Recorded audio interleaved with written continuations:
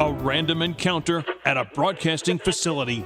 A shared interest and love of all things Marvel. Excelsior! A misinterpreted program title. And behold, a podcast is born. Peter Melnick.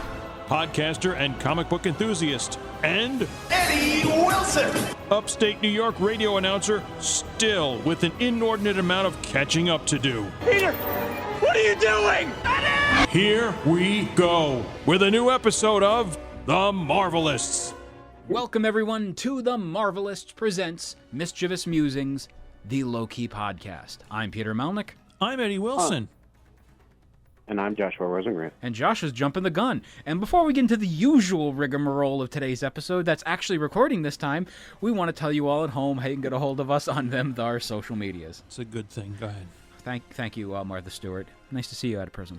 But that's a dated reference, isn't it? Anyway. Big time. You can find us on Facebook, Twitter, Instagram, at The Marvelists. Or Josh? Oh, Rosen Rant 50 on Twitter and Facebook. No, Josh, I was trying to reference the Lost recording where you covered Eddie's line. Oh, and also The Marvelous. Good enough. Anyway, you can also find us on a wide variety of streaming platforms: TuneIn Radio, Stitcher Radio, Podbean, SoundCloud, Spotify, you name it, we're there. You can listen to us. You can listen to these meandering palaverings whenever you feel like. You can also listen to the show on iTunes, rate, review, subscribe, share, 5-star if you're ever so inclined, and watch as I throw my face mask across the room. You can also support the show at patreon.com. Hey, watch it. I know. / The Marvelists. Or Josh? The Marvelous. Good enough. You can find us on there for as little as $3 a month to as much as $3 a month gets you early access to episodes, our undying love and gratitude, and then $5 and up gets you the ability to listen to our Patreon-exclusive podcast, The Fantastic Voyage, where we cover all 102 issues of Stan Lee and Jack Kirby's legendary, iconic, and kicks ass. Fantastic, too. But run of the Fantastic Four, as well as crossovers, tie-ins, you name it, we're going to talk about it. But we also have this month on the program, we are joined with the creator of the Fantastic Four comic book, Fantastic Four Grand Design, as well as the Jack Kirby graphic novel, Tom Scioli, talking Fantastic Four number 11.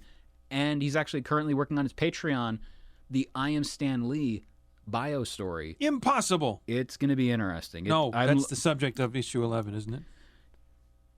Yes, the Impossible Man. Well, one half of the issue. Gotcha. That's right, yeah. It's one of those interesting issues. But anyway, $8 and up gets you the ability to guest host the show if we think you don't stink on ice. And on top of that, ladies and gentlemen, if you go to belowthecollar.com / The Marvelists. Or Josh? The Marvelous. Oh, you're no Eddie Wilson. You can go on there and support the show with our Dad Joke Immune t-shirt because, well, God willing, you've made it this far. I'm pretty sure you're Dad Joke Immune. Bless those little vaccines. Mm-hmm. And when you go, you get the shirt, your torso's not cold. Wonderful, isn't it? That's how or clothing just works. exposed. Yeah. Hubba hubba. Anyway, gentlemen, today's episode, we are talking about Loki, episode number 2, which dropped on Wednesday. And by the way, Disney announced all shows going forward are going to be released on Wednesdays. That's old news now, isn't it? It just got announced this week. All shows. Oh, sorry, all shows. I'm thinking of all these episodes of this show. Well, okay. Nope, everything. So the What If will be a Wednesday series, Hawkeye, Ms. Marvel, etc., they're all going to be Wednesday releases. And She-Hulk. Future guest co-host on the show, Nick Wells, we were talking about it the other day. He brought up the point, well, kind of makes sense, doesn't it? Because Disney doesn't want to compete with the movies that are slowly reopening. Mm-hmm. So it makes perfect sense. There are people out there that will watch a show and then still go to a theater, but I don't think there's going to be a lot of people like that where they pick one over the other. You get a good comic book education or a well-rounded, balanced diet on a Wednesday. Not only new comic books come out, but now the show. I like that idea, and I think it's going to be very much a... I think there's going to be... You think they could do some tie-ins, crossover elements with that aspect of it being on New Comic Book Day? If they issue something based on the show, yeah, I don't know that it's going to be... Yeah, but then again, they could be breaking new ground. Who knows? It could be a It could be a pioneering effort. It could be a variant cover, Eddie. Oh, wait a minute. Speaking of, that's the name of this episode. The variant. And I definitely enjoyed the episode, not as much as last week's, but last week also was an episode where I really only cared about the final 10 minutes. And these last 2 episodes have been very much that. It's very character building. We're learning these characters, who they are, and I enjoyed that. Well, I had to, and still need to, rather, see the first one at least a second time to get acquainted with who these characters are. Eddie did get to watch the episode, and actually he was not, by the way, he was not on Krakoa. He was in the danger room in Westchester that whole week. That was special. How did you survive? Barely. Yeah. Did Nightcrawler help you out at least? Yes. Bamfed you out of many Bamf situations? is your friend. That's exactly right. It could be an acronym for something else, but... Badass mother...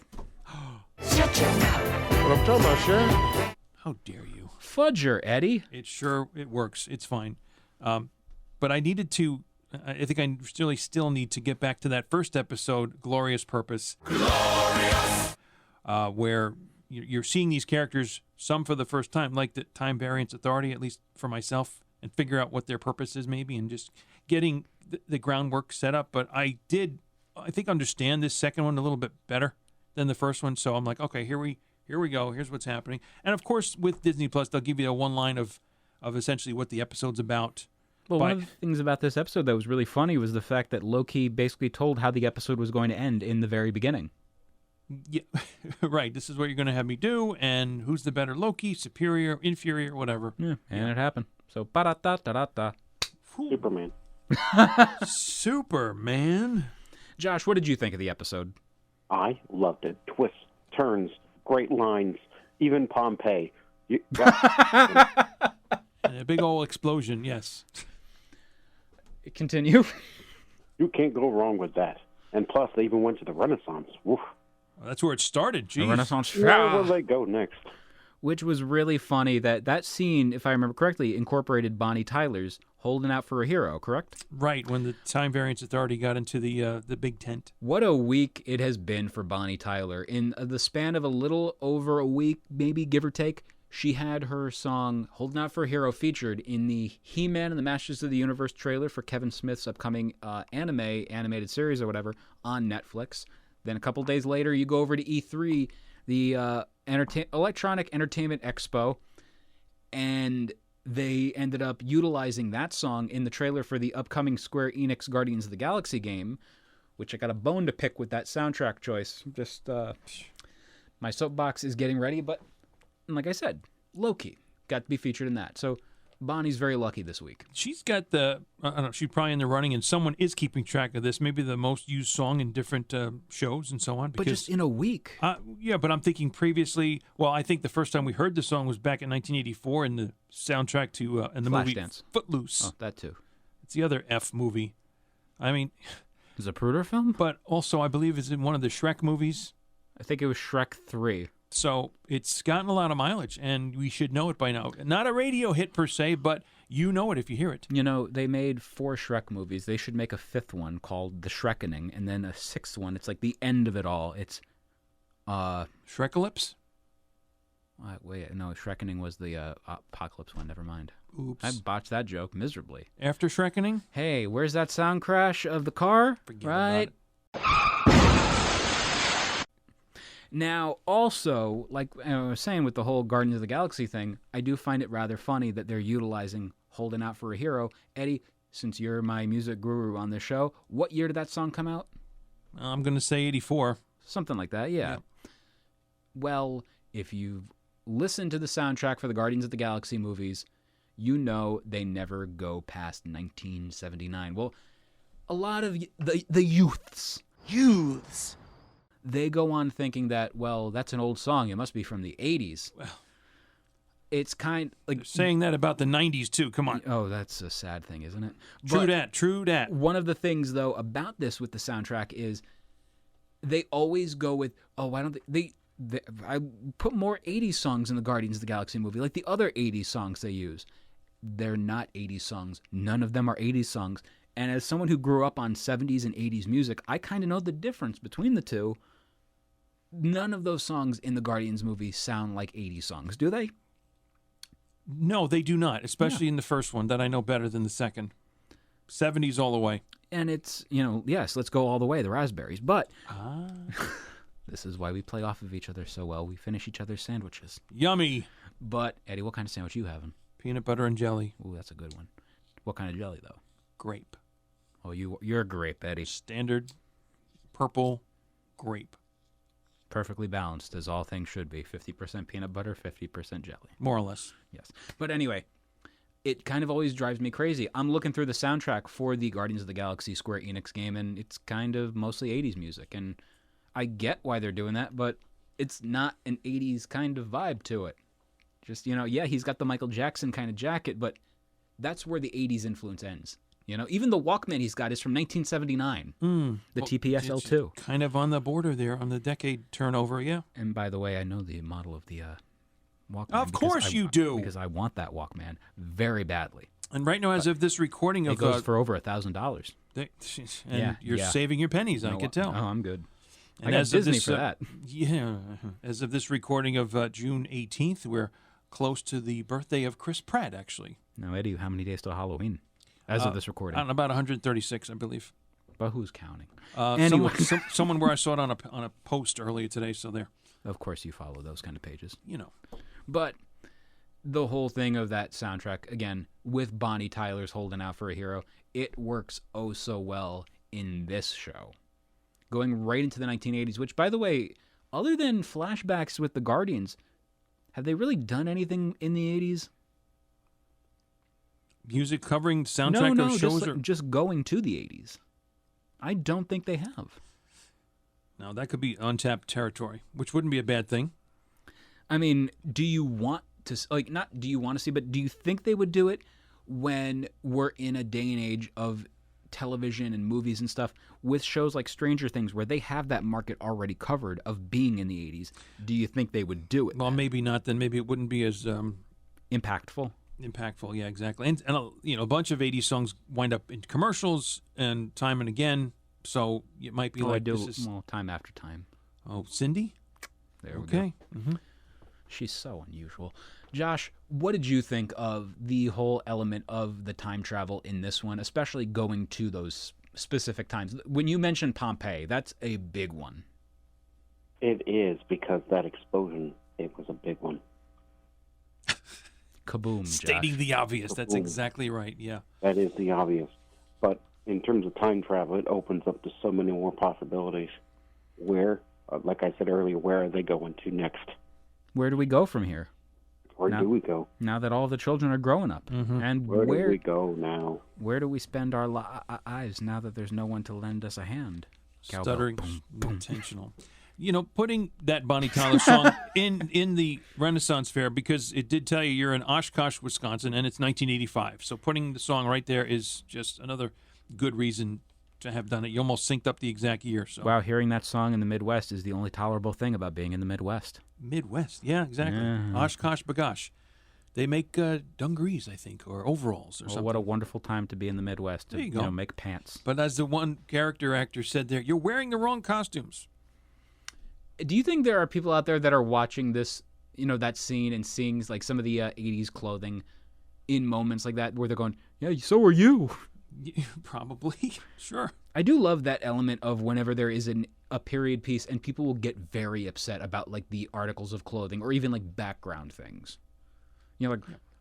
I will admit, it kind of annoyed me at one point. I'm watching and they go into the future scene of them in like 2050, I believe, 2048, 2050. 2050 is the future scene, yes. And it's in the grocery store. And Josh, in the Lost recording, you had brought up the point of comparing it to zombie movies like World War Z. But one of the things that drove me crazy with it, and then we'll go into the post-apocalyptic theory you had, but it kind of drove me crazy seeing the Mountain Dew and Pepsi can logos on the shelf. And I'm thinking to myself, oh, yeah, because they're still going to use those logos that they created in 2007 still, all those years later. I'm sure they will, because, Pepsi doesn't change their logo ever. Come on. Right. We got Mountain Dew, but it looks like Mitten Dew. Doesn't it look like Mitten Dew? I'm used to you mean the abbreviated Mountain? Not MTN really. Dew. No, Mitten. not. Mitten. You don't want a Mitten Dew? Yeah.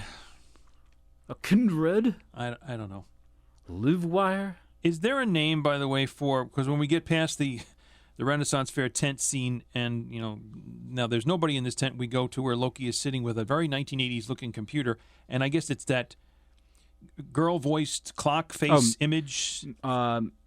Miss Time? She has a name? Yeah, she does. Josh, what was her name again?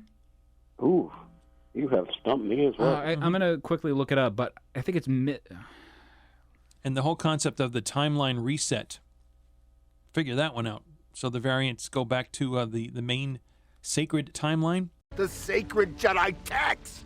The sacred timeline. See, now here's maybe an unintentional pickup from, with all the X-Men movies, how the timelines were definitely out of whack. These timelines are so confusing. Let's get them back on the sacred timeline now. The sacred Jedi text. Well, seeing the whole concept, like, right at the end when, this timelines are splintered, somebody pointed out, did she just create the multiverse? Yeah.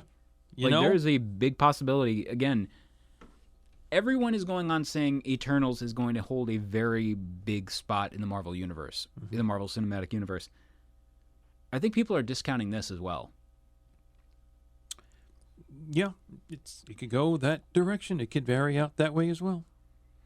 Josh, what were you saying before about the whole post-apocalyptic zombie element? Oh, World War Z. It's kind of like that in the sense of the way they have the scene set up. The lights are blinking, just a little bit of lights, the dark atmosphere, and then you introduce a villain right there. It's the perfect spot for any type of reveal of any villain in a dark atmosphere.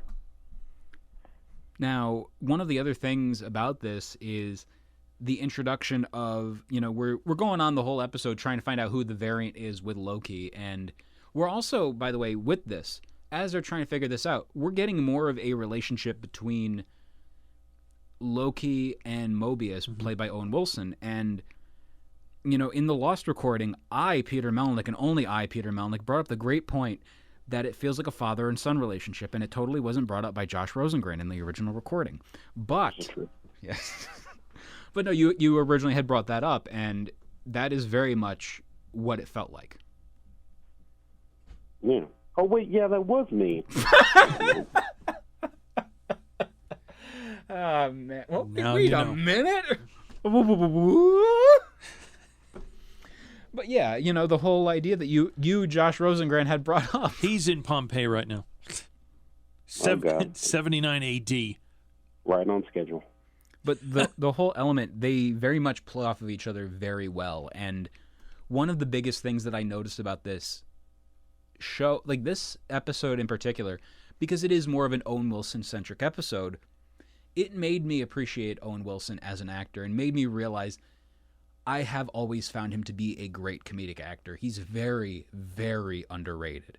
Oh, yeah, definitely. I mean, even in something like Starsky and Hutch, I think. On the original recording, I brought that up. Okay. And Starsky and Hutch is such a fantastic comedy. Like, it's very underrated, and it's one of those...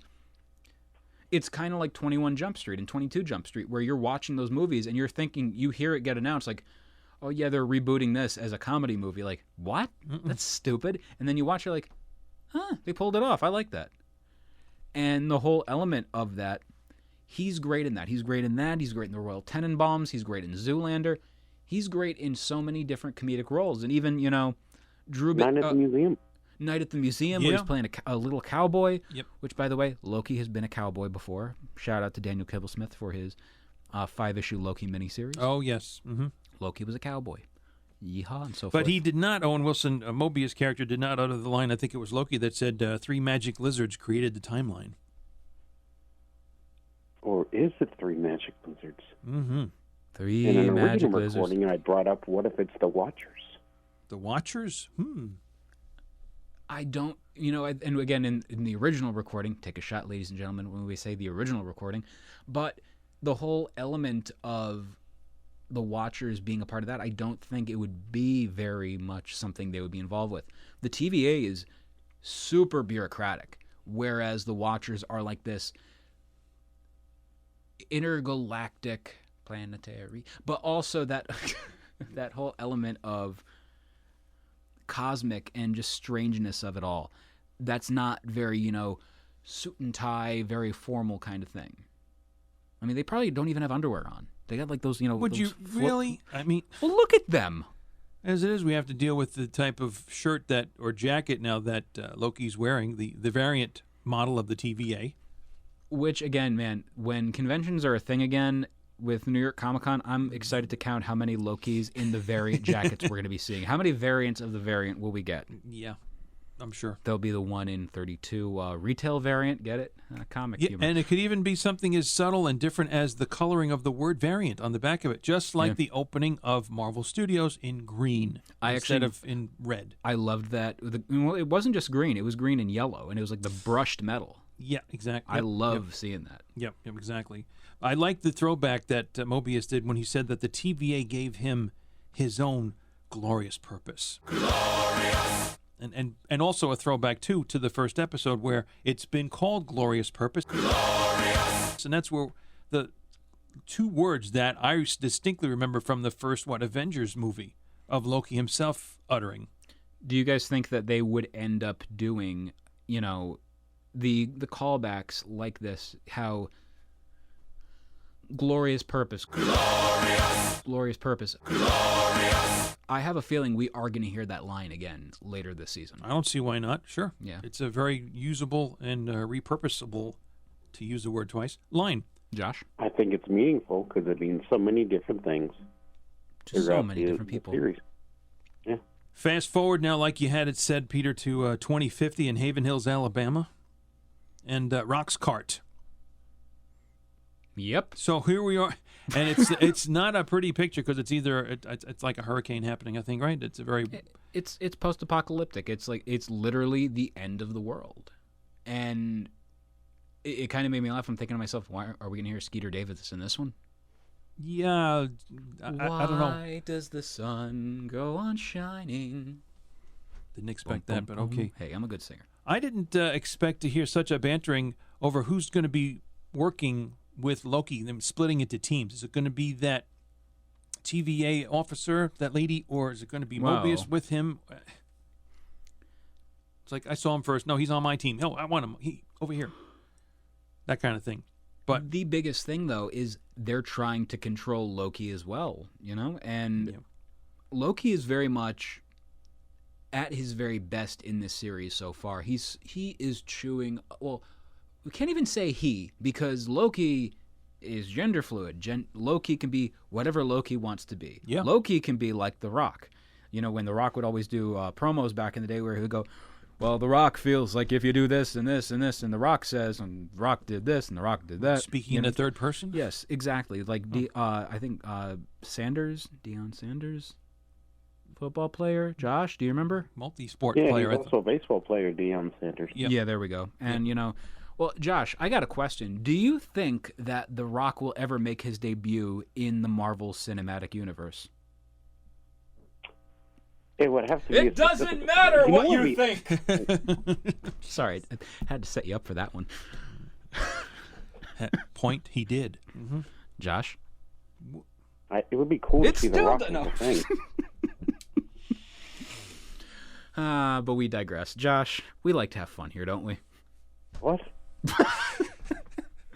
Huh? And Now, Josh, do you believe? I assure you, by the way, I'm not going to do it. Doesn't matter to you this time. But in regards to the overall element of Loki, this was, I believe, the first time you had heard about Loki being a gender fluid kind of character, right? This was. That was a sentence, but yes. What did you think of seeing that with Loki? Well, like I said on another previous recording, take another shot, people. It makes you want to, again, with all these other like WandaVision, all the ones that have come out so far, is I want to know more about certain characters that have come out. Yeah, and if you want to check out the Kieran Gillian run, the Al Ewing run, and there's very much the case of these books make you want to read more. And it's funny because for myself on my end, I did not care about Loki, as I had said before. And then the Comixology sale happened. And, like, for example, WandaVision. WandaVision comes out, and my girlfriend, she watches it, and she's getting heavily into the characters now and watching this, the story again, wanting to read the story. And that, again, the fact that they are not heavily, actively promoting the books and things like that more prominently is kind of a disservice. It's like you have all of this content readily available for audiences that are like, I want to experience more of these characters. Oh, well, it doesn't tie into the TV show, right? I don't care. I want to still experience more of these characters, even the spiritual influence, Well, if that's what's happening, then you don't need to maybe promote much. But they're not doing that, and it boggles the mind. Yeah, well, my question is, are people in your encounters seeking out other material now that they're seeing them on the small screen? I would say so, yeah. Like I said, from my experience, in regards to my girlfriend with WandaVision, myself with Loki, and Falcon and the Winter Soldier, Josh, yourself with Loki, and Eddie, when you're watching even the movies,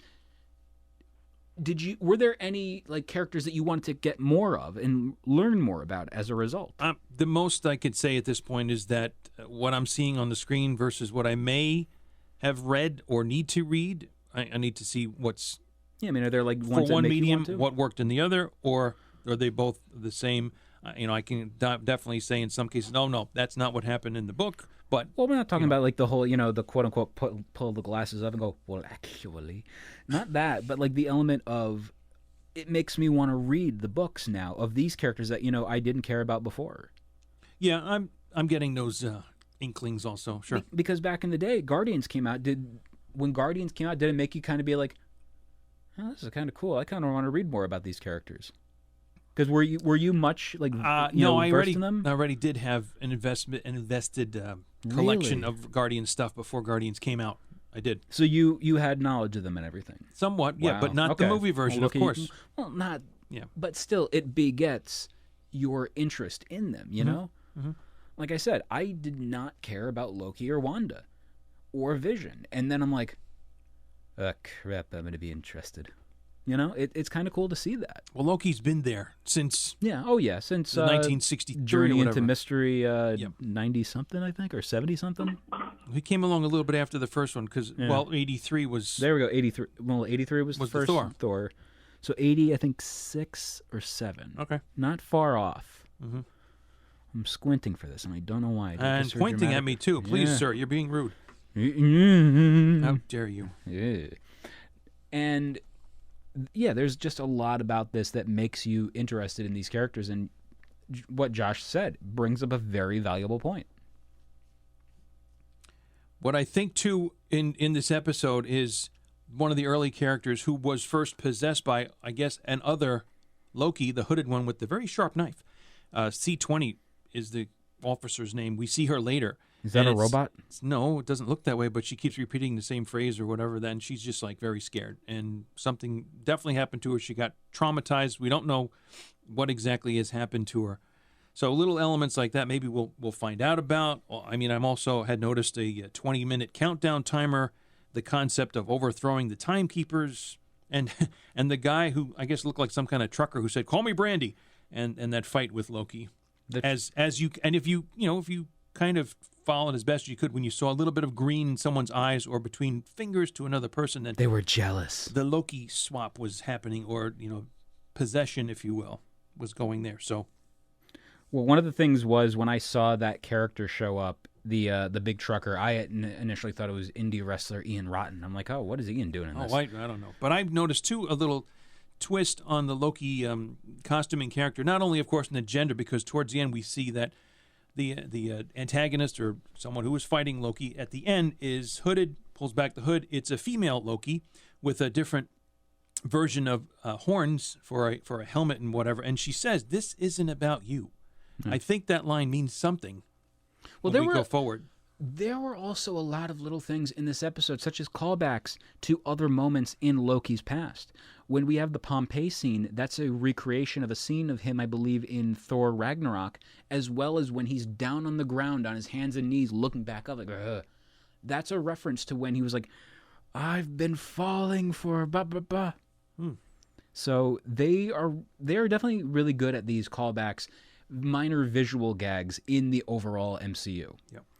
And one of the other things, by the way, I want to rewind back to the exchange between Owen Wilson's Mobius and Loki when they're sitting in that little food court area, and they're Loki is telling a story utilizing salt and pepper and a bowl of soup, and just doing all sorts of stuff, throwing coconut water in, whatever, just all sorts of goofy stuff. And again, in the Lost recording, Josh and I had talked about it, and it definitely made me appreciate Salt and pepper and coconut water. Yeah. Well, that too. But the comedic timing of both of them together. Yeah. Like, they definitely play off of each other very well. And Josh, where would you rank this pairing compared to all of the other comedic pairings that have been in the Marvel Cinematic Universe? I think it's right up there with just the previous series that we just talked about beforehand, would be the Falcon and Winter Soldier comedic pairing. I thought of that too in the doctor's office and getting very close to each other, right? The straight man element and the the comedic foil. Mm-hmm. And in regards to It's unanimous. All in favor, say Made a yummy sound. And, Do you like it? Macho madness. Anyway, so one of the That was young Frankenstein. Now stop it. Josh knows. I do have a nose. Thank you very much. And what a sniffer it is, too. If Good. you're blue and you don't know where to go to, Oh. why don't you go where fashion sits? Whatever is. Yeah. Mm-hmm. Or we can go with the taco one where they have the keyboard, the really 1930s-ish kind of keyboard. I love that. You mean Taco, the artist who sang the 1983 song "Putting on the Ritz"? Oh, that. I have that on vinyl. Good album. I used to have it as a 45. Thank you. Such a good song. I love the music video. Through the time door. That's where the female Loki goes, and Loki is sure to follow. It's a limerick, a rhyme in there somewhere. But, I'm sure there is. And then Mobius and the rest of the authorities say, "Loki, come back." So we don't know. To be continued. We'll find out where they've gone in that time door. Are they calling that anything? I'm calling it a time door. Copyright Eddie Wilson. Woof. Okay. And it's very much one of those endings. Again, I was much more invested at the end than I was throughout the entire episode. And I feel bad about saying that, but understand we are slowly getting to that point of, oh, what is going on here? Yep, exactly. And even to the point where the ending credits and the music that's there, it's got such a strength about it. I can't quite, I'm getting accustomed to it, the texturing, the taste, if you will, on a musical scale, what it could mean, and definitely different than the other two series that we've been involved with. So, Josh? Yeah. And we're going to see a lot more awesome stuff to come, I think. yeah. What are your predictions now that we're not to the halfway point yet, but we're close? Yeah, we're a third in. Yeah. Well, next episode is going to be the halfway point. Halfway point. Yeah. Correct. Rainbow Bridge. There we go. It's possible. I just do the first thing, and it's very pretty, very colorful. Very nice. Very evil. But No. I mean, if you slip on it, that's very evil. You fall to your doom. That doom is evil. Yes. Okay. Yeah. Now, I would say overall, the episode was a fun one, and we are definitely on the right path for what Loki could be, because we still don't know what's going on. We have the visuals. I believe, wasn't one of the trailers featuring the Vote Loki storyline where he's got a jacket on and a Loki pin? Yeah, that was part of that also. I just wanted to say, too, that when he found the file, he was having such a hard time accessing any kind of files because they were all classified, that he did get something that had to do with the destruction of Asgard, and he was... Place? His eyes were, welling up with tears. So, Yeah. So he was sad. Who's Peter Weller? Yeah. Okay. Who doesn't love Robert Kopp? Sure. I'll show you that later. What you said. Now, Josh, overall, what did you think of this episode?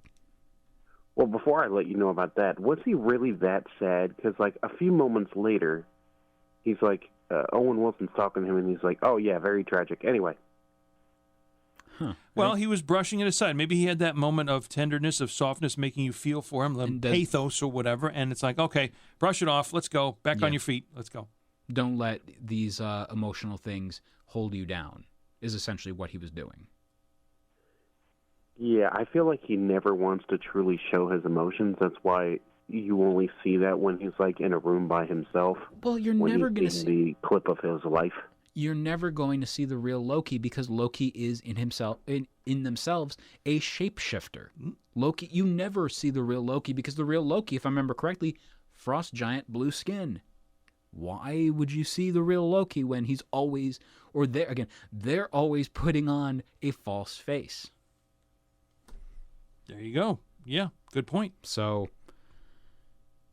we don't know the real Loki, and I don't think we ever truly will, unless we have those vulnerable moments where Loki is by themselves, and they're just like, oh, well, shit, everyone around me that I love and care about is gone, and even though I tried to pretend, I didn't care, I really did care. Now look. Da-da-da-da-da-da. What else is there to say? That's it. End part 2. And then next week's episode, we're going to be talking about Loki episode number 3. So far, it's untitled. So what do you think? We don't know the title of it. What? What, they're going to tell us ahead of time? Yeah. No, I don't think they I will. didn't think so. No. Maybe they'll call it the Verve Pipe song, The Freshman. No, I don't think so. Multi-Loki. What they do a great job of is giving you the title beforehand. Avengers Endgame was already previously mentioned before it was even a title. I do love that the Russos, though, said it is not going to be mentioned in... it is not going to be Endgame. And it was proceeded to be Endgame. Oh, they love them. lied. They sure did. Decepticons they are. Oh. Da, da, da, da, da, da. Anyway, Josh, before we go, how can people get a hold of you on social media, and how can people listen to the Rosen Rant Cast? The Rosen Rant, I'll try this again. Rosen Rant is available on Facebook and Twitter at Rosen Rant 50. And you can also find us individually on social media. I'm on Twitter and Facebook at Peter Melnick. Eddie, you are on Instagram. At Eddie9193, in addition to the Find the Correct Eddie Wilson Facebook page. And that's going to put a bow on this one. For the Marvelists, I'm Peter Melnick. I'm Joshua Rosengrant. And I'm Eddie Wilson. Excelsior!